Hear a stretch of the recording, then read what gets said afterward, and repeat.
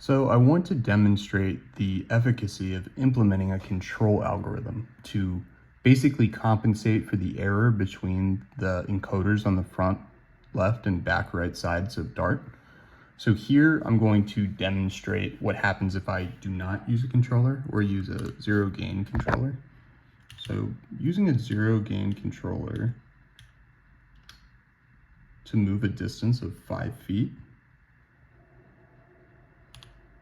or 1.524 meters at 50% maximum effort. We can see that as Dart begins to move forward, it's starting to veer off to the right. Although it does end up moving just about 5 feet, its heading angle is not at all parallel to the neutral duct tape straight line. So if we reposition Dart and take a look at our error data, we can see that at the end, the total counts of the front left and back right encoders begin to veer off from each other, and the total error between the two accumulates to over about 120 total encoder counts. This is just the states of the encoders. But now, going back and using the same exact program, but implementing a PD controller with gains of 0.2 for each, and running the same program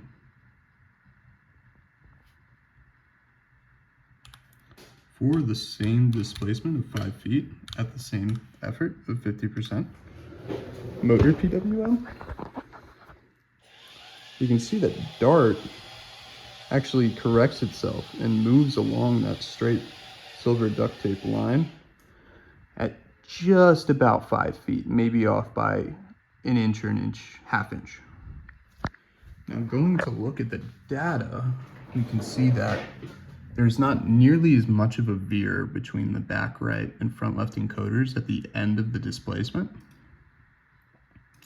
And the total error, instead of accumulating to above 120 ticks, actually oscillates between a high of about 12 and a low of about -10, but corrects itself to that neutral zero error over time, or at least within a certain set of bound. And yeah, so that's how I implemented a PD controller to make sure that Dart moves in a straight line using encoder feedback.